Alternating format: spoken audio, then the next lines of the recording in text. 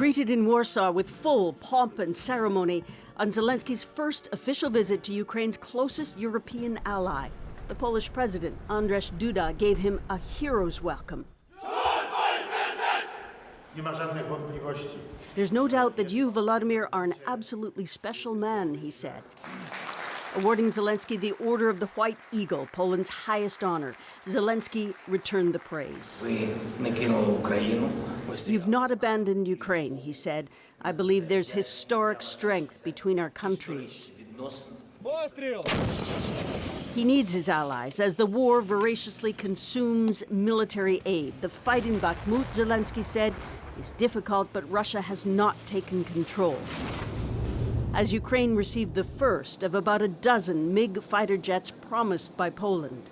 In a contested and dangerous world, we cannot take our security for granted. In Brussels, NATO's Secretary General meeting with foreign ministers urged countries to up their spending to NATO to 2% of GDP minimum.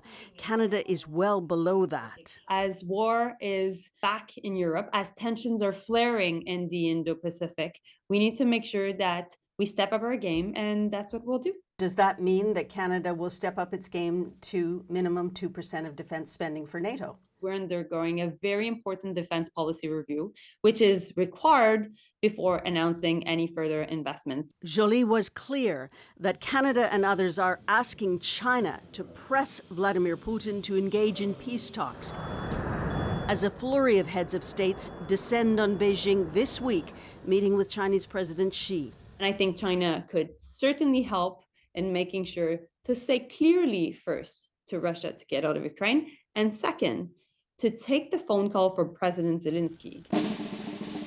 But so far, even with the strongest of allies, diplomacy has not deterred Russia's brutal intent. Susan Ormiston, CBC News, London.